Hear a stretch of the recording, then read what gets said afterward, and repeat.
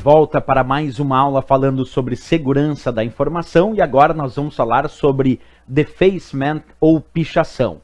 O que significa defacement ou pichação? Significa um tipo de ataque realizado muitas vezes ou na maioria das vezes em um determinado site, em um website, com a intenção de desfigurar esse site, de colocar outras informações que não as informações verdadeiras nesse site.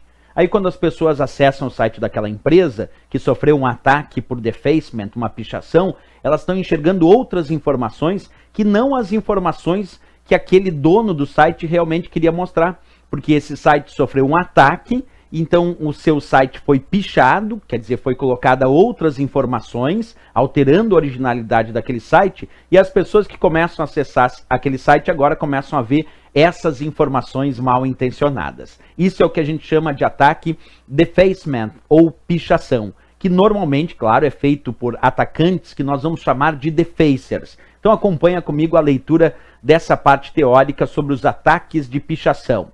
Desfigurar ou alterar o conteúdo de páginas da web. Essa é a ideia de um ataque do tipo defacement. É desfigurar ou alterar o conteúdo de páginas da web. Essas páginas da web, então, têm o seu conteúdo alterado de forma mal intencionada, sem que os donos desse site saibam. Só depois que as pessoas começam a entrar naquele site, que começam a comunicar àquela empresa que o site tem algumas informações que não parecem verdadeiras. E aí é claro que se tomam as devidas iniciativas para tirar aquela pichação daquele site e voltar o site à sua normalidade. Então é isso que nós chamamos de ataque defacement ou pichação, repetindo, desfigurar ou alterar o conteúdo de páginas da web de forma, claro, mal intencionada e não autorizada.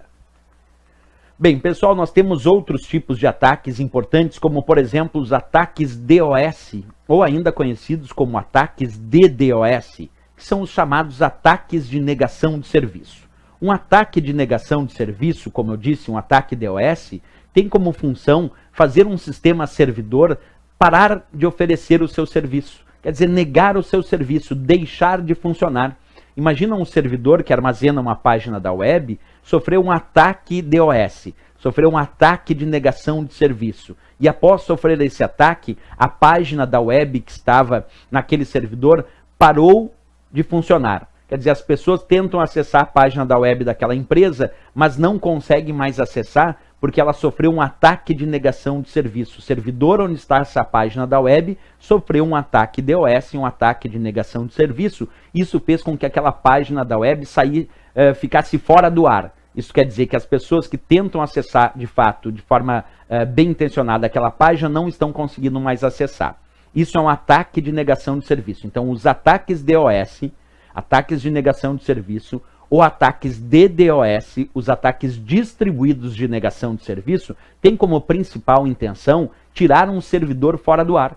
Quer dizer, fazer aquele servidor parar de oferecer o seu serviço, negar o seu serviço. Vamos então pensar um pouquinho na parte teórica, acompanha comigo a leitura aí na tela do teu computador. Atacar sistemas servidores e tornar seus serviços indisponíveis. Essa é a ideia de um ataque DOS. Agora aqui, eu trago uma imagem para vocês para mostrar como esse ataque DOS acontece através de programas conhecidos como bots. Aqui eu vou exemplificar um ataque DOS chamado de ataque DDoS, que é o ataque distribuído de negação de serviço. É quando vários computadores, sem que os seus donos saibam, começam a acessar de forma simultânea e muitas vezes o mesmo sistema servidor. E esse sistema servidor, então, por sobrecarga, para de funcionar. Mas como isso acontece? Bem, o atacante, ele resolve, observa comigo, instalar pequenos programas chamados bots nos computadores destes usuários. Então, tenta imaginar que eu sou um usuário mal intencionado e eu instalo pequenos programas chamados bots em computadores de diversos usuários sem que estes saibam, ok? Esses bots são programas mal intencionados que recebem um comando remoto do atacante. E quando recebem um comando remoto do atacante, esses computadores começam a atacar o mesmo sistema servidor. Quer dizer, vários computadores enviando requisições de acesso simultânea e muitas requisições ao mesmo sistema servidor. Então esse sistema servidor, por sobrecarga, para de funcionar. Quer dizer, nega o seu serviço. Isso é um ataque distribuído de negação de serviço. ok? Bem, essa é a ideia então do nosso ataque DOS, o ataque de negação de serviço. Bem, outro tipo de ataque, outro tipo de forma de atividade mal intencionada, muito comum ser cobrada nas provas e também identificada nos dias de hoje, é os ataques que nós conhecemos como spam. O que é um spam? Spam são mensagens enviadas em massa, em grande quantidade, para destinatários que não solicitaram. Por isso que se diz do spam. Spam é mensagem não solicitada enviada em massa. Quer dizer, mensagens enviadas para uma grande quantidade de destinatários, isto é, enviadas em massa, sendo que esses destinatários não solicitaram aquela mensagem. Isso nós chamamos de spam. Alguns desses tipos de spam são apenas propaganda, então tornam-se inofensivos. Mas tem muito spam que traz junto deles arquivos anexados contendo vírus de computador ou algum tipo de programa malicioso. Então, embora spam não seja um vírus, spam é só mensagem enviada em massa, em grande quantidade, para destinatários que não solicitaram essa mensagem, é uma técnica, observa, spam é atualmente sim uma técnica muito utilizada para propagação de vírus de computador ou de programas maliciosos. Então vamos à leitura comigo sobre o termo spam. Acompanha. E-mails não solicitados enviados para um grande número de destinatários. Essa é a ideia do spam. Então, mensagem enviada em massa para um grande número de destinatários que não solicitaram esta mensagem. Daí nasceu o termo, o nome spam, ok? Bem, uma forma, muita gente me perguntaria assim, de proteção contra essas pragas virtuais, contra esses ataques, contra todas essas atividades mal intencionadas. Então agora o que nós vamos ver nessa aula é a prevenção e proteção. Quando nós falamos sobre prevenção e proteção em relação à segurança da informação, nós podemos dizer que a primeira atitude que o usuário deveria tomar é a instalação de um sistema antivírus ou anti-malware. Por que eu digo antivírus ou anti-malware? Porque quando falamos de sistemas de proteção, o termo antivírus já sugere a ideia de um verdadeiro anti-malware. Os antivírus atualmente comercializados no mercado não protegem o computador somente contra vírus, protegem o computador contra outros tipos de programas maliciosos. Por exemplo, quando eu instalo muitas vezes um sistema dito antivírus no meu computador, ele é um anti-malware porque ele me protege contra vírus, contra o worm, que são os vermes, contra cavalo de Troia, entre outras pragas virtuais. Então aqueles ditos programas antivírus, na verdade, são conhecidos como anti-malware. Essa é a primeira atitude que alguém deve tomar de prevenção e proteção. Quer dizer, instalar um bom sistema antivírus, um bom sistema anti-malware no seu computador. Qual é a segunda etapa? A segunda etapa é verificar se o teu sistema está protegido através de um firewall. Firewall é um sistema que protege o computador contra tentativas de invasão. Quer dizer, o firewall foi criado, foi desenvolvido para evitar invasões ao sistema. Claro, nada é 100%.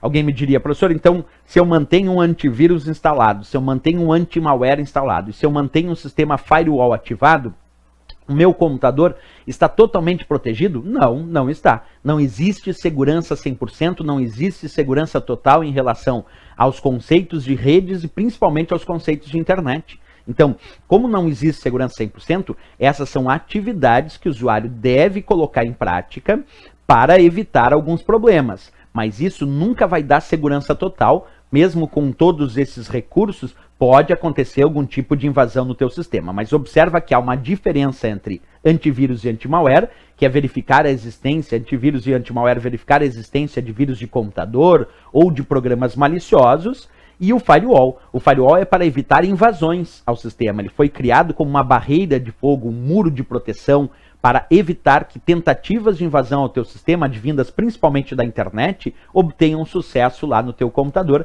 Essa é a ideia que nós temos, então, de um firewall. O que mais nós precisamos além de um firewall? Nós precisamos também cuidar na criação das nossas senhas para acessar áreas restritas de determinados sites ou sistemas. A ideia é criar senhas fortes. Claro que mais tarde nós vamos discutir melhor sobre senhas fortes, mas quando dizemos senhas fortes, significa o seguinte: quando eu vou criar uma senha, procurar criar uma senha, se possível, é claro, dentro do possível, misturando números com letras, se possível ainda diferenciar letras maiúsculas e minúsculas, colocar uma grande quantidade de caracteres, não uma pequena quantidade de caracteres na senha, Tudo isso é recomendável na criação de senhas fortes. Além de não usar palavras tradicionais do dicionário, como por exemplo, minha senha vai ser amarelo. Não, mas essa senha, se for só amarelo, é facilmente descoberta por um ataque de força bruta. Tem que criar senhas que usem elementos diferenciados de palavras comuns do dicionário. E também não vai usar elementos muito vinculados àquele usuário, como por exemplo, a data de nascimento eu botei como minha senha. Não, não faz isso, porque isso provavelmente vai ser testado e alguém vai descobrir a tua senha. Então, nós vamos discutir ainda sobre como criar senhas fortes, esse é só um parâmetro que eu queria mensurar para vocês, certo? Outra coisa, manter um sistema anti-spam instalado. Claro que alguns sistemas dito antivírus e anti-malware já trazem junto embutido o sistema anti-spam também. Mas é importante, principalmente quando usamos um sistema de e-mail, manter um sistema anti-spam instalado para evitar esses tipos de e-mails enviados em massa, em grande quantidade, para usuários que não solicitaram. E por que usar um anti-spam? Porque muitas vezes um spam pode conter, não obrigatoriamente contém, algum tipo de programa malicioso, algum tipo de praga virtual. Então é sempre importante para o usuário manter um bom sistema anti-spam instalado também.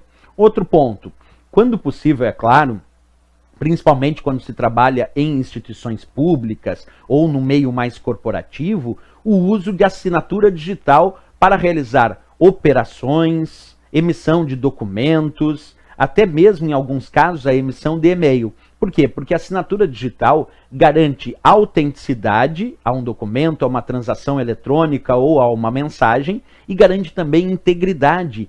Isto é, quem recebe a mensagem, a transação eletrônica ou o documento, pode verificar se quem produziu esse documento, essa mensagem, é realmente quem diz ser.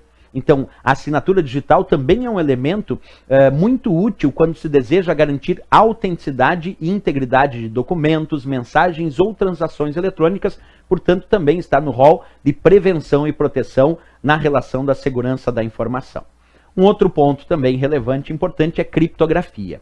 Quando possível, quando necessário, criptografar mensagens, documentos, transações é importante. Mas por que razão a criptografia é importante? Porque ela garante algo que na segurança da informação nós vamos chamar de sigilo ou confidencialidade. Quer dizer, o objetivo da criptografia dentro dos conceitos de segurança da informação é garantir o que nós chamamos de confidencialidade ou sigilo daquela informação. Isso porque quando os dados são criptografados, eles são codificados de tal maneira que se alguém no meio do caminho interceptar essa mensagem, essa transação eletrônica, esse e-mail, esse documento, não vai entender nada se não tiver a chave para decriptar essa informação, esse documento, essa transação eletrônica. Portanto, criptografia é um dos recursos de prevenção e proteção que tem um foco muito específico, serve para garantir o sigilo da informação, garantir a confidencialidade daquela informação,